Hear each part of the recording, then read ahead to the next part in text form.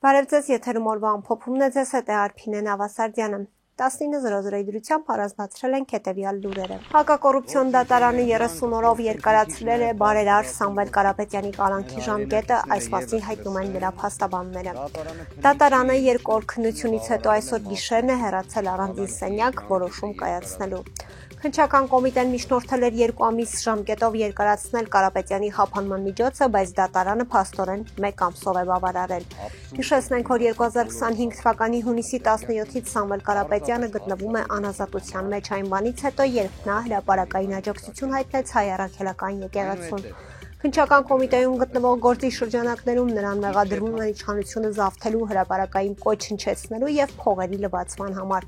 2 մեղադրանքն էլ չի ընդունում, նրան փաստաբանները բազմիցս հայտարարել են, որ Կարապետյանի նկատմամբ հետապնդումը սկսվել է քաղաքական դրդապատճառներով։ Կարապետյանի կալանքի ժամկետը երկարացնելու հարցը քննում է դատավոր Վահե Դոլմազյանը։ Միջնորդության քննության ընթացքում դատարանի դիմաց հավաքվել են մեծ թվով քաղաքացիներ, որոնք պահանջում են ազատ արձակել բարերարին։ 1 ամսով կալանավորվել է Արագածոտնի թեմի դիվանապետ Տեր Գարեգին Արսենյանը։ Սրբազանը մեղադրվում է 2 հոդվածներով, մասնավորապես ընտրական իրավունքին խոչընդոտելու համար, այդ թվում հանրահավաքներին մասնակցելու հարկադրանքի, որը նա ըստ իրավապահների իրականացրել է իր ծառայողական լիազորությունները օգտագործելով։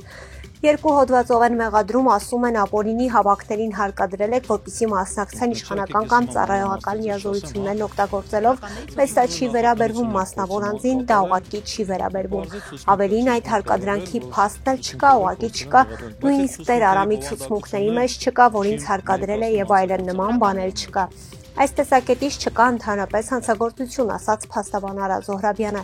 Սրբազանը այս մեղադրանքը չի ընդունում, թեև ինչպես փաստաբանը նշեց, եղել են ցուցմունքներ, նաև կալանքի միջնորդության մեջ է քննիչը ցուցմունքներ ներկայացրել, համաձայն որոնց իբրև թե 2021 ընտրությունների ժամանակ Սրբազանը հոգևորականներին ասել է, որ ում ուզում եք ընտրեք, բացի Նիկոլ Փաշինյանից։ Փաստաբանները վստահ են, որ իշխանությունը այս կալանքի միջոցով պարզապես պատժում է Մկրտիչ Սրբազանին, ով ամենայն հայոց կաթողիկոսի քրոջորդին է։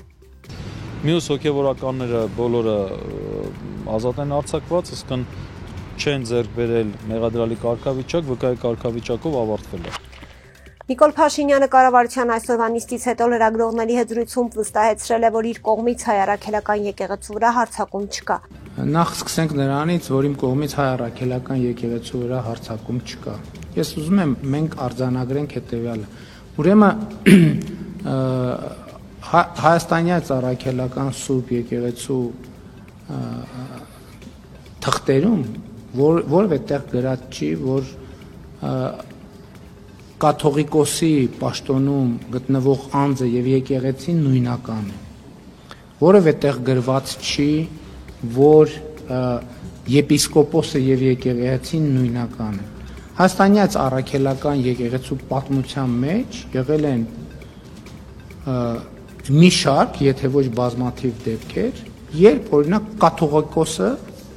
պաշտոնանկ է արվել, հրաժարական է տվել եւ գնացել։ Այսինքն իսկ ի՞նչ է տեղի ունեցել դրանից հետո։ Դրանից հետո ի՞նչ է տեղի ունեցել։ Մենք դրա արդյունքում եկեղեցին փլուզվել է, ոչ չի փլուզվել։ Ճեպազրույցի ժամանակ ասաց նա։ Պատասխանելով հարցադրմանը, թե արդյոք հնարավոր է եկեղեցու վրա հարձակումը խաղաղության գործընթացի մաս է կազմում, քանի որ այդ գործողությունները համընկնում են Ադրբեջանի հոգևոր առաջնորդի քննադատություններին հայ առաքելական եկեղեցու հասցեին, Փաշինյանն ասաց դա անհնար է։ Կառավարության ղեկավարը նաև վստահեցրել է, որ հոգևորականների ձերբակալությունների մասին իմացել է լուրերի թողարկումից։ Ընդդիմադիր Հայաստան խմբակցության падգամավոր Արթուր Խաչատրյանը չի կիսում Նիկոլ Փաշինյանի գնահատականը, նշելով, որ վերջինս կիսալուսնյաց հաշվանք է սկսել Հայաստանի այս առաքելական Սուրբ եկեղեցու դեմ։ Նիկոլ Փաշինյանը կիսալուսնյաց արշավանք է սկսել Հայաստանյաց առաքելական Սուրբ եկեղեցու դեմ։ Եվ եթե ժամանակագրության մեջ նայեք, տեսենք երբանից դա սկսեց, երբ Մայրաթորը եւ Կիլիկիո կաթողիկոսությունը միասին Շվեյցարիայում կազմակերպեցին Արցախահայերի վերադարձի իրավունքի մասին խորհրդաժողով։ Լրագրողների հետ զրույցում ասաց Խաչատրյանը։ Նա հիշեցրեց, որ դրանից հետո հայտարարությամբ հանդես եկավ Կովկասի մուսուլմանների վարչության ղեկավար Շեյխ ուլ Իսլամ Ալաշուքյուր Փաշասաձեն հայտարարեց, որ հայ-առաքելական եկեղեցին ռևանշիստական քաղաքականություն է իրականացնում։ Պատգամավորի խոսքով այս հայտարարությունից ժամեր անց Փաշինյանը պատահաբար հարձակում սկսեց Հայ ազգային ինքնության սյուներից մեկի հայ-առաքելական եկեղեցու դեմ։ 3 թեմակալ առաջնորդներ անազատության մեջ են, մեկը դատապարտվել է 2 տարով, մեկի դատավարությունն ընթացքի մեջ է, երրորդին էլ որոշեցին 2 ամսով կալանավորել։ Այն դեպքում, երբ մենք տեսնում ենք, որ շատ ավելի ծանր պատիժներ նախատեսող քրեական գործերով մարդկանց ոչ միայն չեն կալանավորում, այլև անգամ տնային կալանք չեն կիրառում, ուղղակի ստորագրությամբ բաց են թողնում։ Նրա խոսքով սա խտրական վերաբերմունք է, ինչը մարդու իրավունքների եվրոպական կոնվենցիայով դիտարկվում է որպես քաղաքական հետապնդում։ Նիկոլ Փաշինյանը միևնույն ժամանակ կարծում է, որ ինքը հայ ժողովուրդն է, լրագրողներից մեկը նրան հիշեցրել է, որ Փաշինյան իր վերջին աջակցություն Հանրապետության երկրորդ նախագահ Ռոբերտ Քոչարյանը անդրադարձավ 2026 թվականին կայանալիք խորհրդարանական ընտրություններին։ Նախ ուրախություն ձեզ, նայել ձեզ է իր գանձը համարում, դուք ընդդիմությանն եք գանձ համարում, նայել որպես իշխանություն է ձեզ գանձ համարում, ասելով, որ այնքան եք տապալել ամեն ինչ, որ ընդդիմությունը մեծ շանսեր ունի, ավելին ձեր շանսերը զրոք նահատելով, ասաց, որ առնվազն 2 ընդդիմադիր ուժ կան, որ միասին կկարողանան ԿՊ-ին ջախջախել, մեկը իրենք են եւ մյուսը Սամվել Կարապետյանը։ Ինչ եք հարցրել է լրագրողը, ինչին ի պատասխան Նիկոլ Փաշինյանը պատասխանեց, որ այդ հարցերի պատասխանը կտա ժողովուրդը։ Քաղաքացիական պայմանագիր կուսակցության 7-րդ համաժողովի հռչակագրում արձանագրվել է, որ քաղաքացիական պայմանագիր կուսակցությունը 2026 թվականի խորհրդարանական ընտրություններում դիմելու է ժողովրդին Հայաստանի կառավարման մանդատը եւս 5 տարի երկարացնելու հարցով, ասաց նա, ընդգծելով, որ իրեն շանսերի գնահատականը կտա ժողովուրդը։ Նա ընդգծեց, որ քաղաքականությունը, որ իրենք իրականացնում են, այդ քաղաքականության հեղինակը ժողովուրդն է։ Այդ քաղաքականության հեղինակը մենք չենք, այդ քաղաքականության հեղինակը ժողովուրդն է, որը շատ ավելի իմաստուն է, քան ցանկացած քաղաքական գործիչ կամ ցանկացած քաղաքական ուժ։ Այստեղ մի խնդիր ունի ժողովուրդը, որ ժողովուրդը մի միասնական ձեռք չունի, որ վերցնի եւ այդ ծրագիրը գրի եւ նաեւ 2021 թվականի ընտրությունների քարոզարշավի արդյունքներով եւ հետագա հաղորդակցության արդյունքներով մենք ենք դարձել այն ձեռքը, որը ձևակերպել է այդ ծրագիրը իրական Հայաստանի գաղափարախոսության տեսքով եւ իրականացնում է այդ ծրագիրը։ Ինձ համար ակնհայտ է, որ ժողովուրդը աջակցում է, պաշտպանում է այդ ծրագիրը, պնդել է նա։ Հայաստանում հայտարարագրերը կնախալրացվեն ՊԵԿ կողմից եւ հայտարարատունները կունենան բավականին երկար ժամանակ մուտք գործելու ՊԵԿ համակարգ ստուգելու հայտարարագրի ամբողջականությունն ու ճշտությունը եւ ըստ այդմ կատարելու համապատասխան փոփոխություններ։ Այս մասին համապատասխան որոշումն ընդունվեց Հայաստանի Հանրապետության կառավարության նիստի ժամանակ։ Հայաստանի Հանրապետության ֆինանսների նախարարի տեղակալ Արման Պողոսյանը նշեց, որ Հայաստանի Հանրապետության հարկային օրենսգրքում նախատեսված փոփոխությունների նպատակը եկամուտների հայտարարագրման համակարգի պարզեցումն ու հետագա բարելավումն է։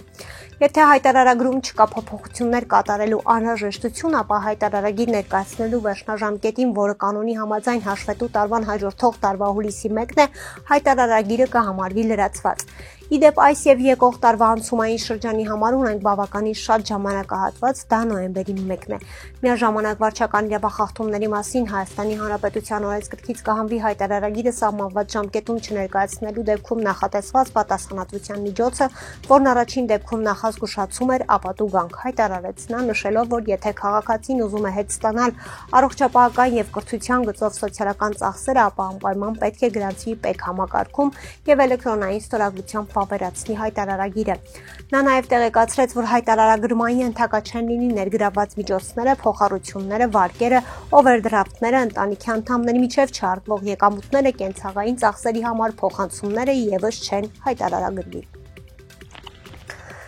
Բեռնատարների վարորդներն այսօր կրկին բողոքի ակցիա են իրականացրել կառավարության շենքի առջև։ Նրանք պահանջում են, որ գործադիրը ռուսական կողմի հետ բանակցի այնտեղ գտնվելու 90 օրվա արգելքը հանելու վերաբերյալ։ Վարորդները լրագրողներին ասացին, որ Ռուսաստանի Դաշնությունում գտնվելու համար թույլատրված 90 օրվա կեսը Լարսի անցակետում ու այդ ճանապարհներին են անցկացնում։ Կառավարության նիստից առաջ Գևորգ Պապոյանը մոտեցավ ակցիայի մասնակիցներին, ասաց, որ տեղյակ են եւ զբաղվում են այս խնդրով։ Տեղյակ ենք եւ զբաղվում ենք, սրանից ավելի այս պահին բան չասեմ, բայց ձեզնից շատ ենք զբաղվում, աշխատանքային 2 բան, որ ասեմ, մեր ու ձեր գործին կարող է խանգարել, բայց հավատացեք ամենաբարձր մակարդակով ԵԱՏՄ-ում զբաղվում ենք այս հարցով, ասաց Պապոյանը։ Նա նաև նշեց, ինքն էլ գիտի, որ 90-օրյա ժամկետով սահմանափակումը բավարար չէ, որովհետև այդ օրերի մեծ մասը վարորդները կարող են միայն լարսում անցկացնել։ Պապոյանը հույս հայտնեց, որ հարցը կլուծվի, թեպետ կոնկրետ ժամկետներ նշել չկարողացավ։ Վարորդները հույս չունեն, որ հարցը կլուծվի, ուստի կառավարության շենքի մոտից հրաժարվում են հեռանալ, քանի դեռ լուծման կոնկրետ ճանապարհներ ու ժամկետներ չեն նշվում։ Ասում են, եթե իրենց խնդրի լուծում չտրվի, բեռնատարներով ճանապարհներ են փակելու։ Ֆրանսիայի վարչապետ Սեբաստիան Լեկորնյուն պահպանել է իր պաշտոնը այսօր երկրի խորհրդարանում անվստահության երկու քվեարկությունից հետո, որոնցից մեկը ներկայացրել էին ծայրահեղ ձախերը, իսկ մյուսը ծայրահեղ աջերը։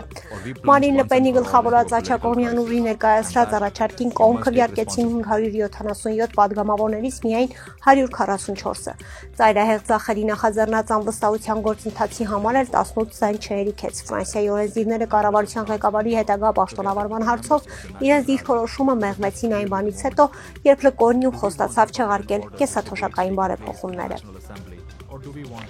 Այսօր հոկտեմբերի 16-ին ավտովթար է տեղի ունեցել Երևանում ժամը 06:20-ի սահմաններում Արմավիրի մարզի բնակիչ 47-ամյա Էդգար Ման իր վարած BMW մակնիշի ավտոմեքենայով Երևան-Արմավիր ավտոճանապարհի Երևանյան փողոցում դեռևս անհայտ հանգամանքներում բախվել է բաժանարար գոտում տեղադրված երկաթե ճաղավանդակներին եւ բետոնե արգելապատնեշներին։ Ինչպես հայտնում է ֆոտոլրագրող Գագիկ Շամշյանը, վթարի հետևանքով նախնական տեղեկությունների բարեբախտաբար տուժածներ չկան։ Վարորդը ենթարկվել է սթափության փորձաքննության, եղել է սթափ։ Հոկտեմբերի 15-ին ավտովթար է տեղի ունեցել Կոտայքի մարզում ժամը 19:00-ի սահմաններում Առինջ-Ձոր աղբյուր ավտոճանապարհի Արտաշատի խճուղում բախվել են Մերսեդես եւ Գազեր մակնիշի ավտոմեքենաները։ Ինչպես դեպքի վայրից հայտնում է ֆոտոլրագրող Գագիկ Շամշյանը, վթարի հետևանքով 5 հոգի տարբեր աստիճանի մարմնական վնասվածքներով տեղափոխվել են մի մասը Աբովյանի բժշկական կենտրոն, մի մասը Երևանի Սուրբ Գրիգոր Լուսավորիչ բժշկական կենտրոն։ Վիրավորներին առաջին օգնության են հասել քաղաքացիները եւ ըստ քաղաքացիների հայտնածի փրկարարները եւ Աբովյան բժշկական կենտրոնի շտապօգնության բժիշկների հերթապահ խումբը։ Վթարի փաստով քննչական բաժնում նախաձեռնվել է քրեական վարույթ, որտեղ էլ պարզվում է վարորդների եւ վիրավորների ինքնությունը։ Քննիչի հանձնարարականով ավտոմեքենաները տեղափոխվել են ոստիկանության Կոտայքի մարզի պահպանվող հատուկ տարածք։ Կհանդիպենք վաղը, առողջ եղեք։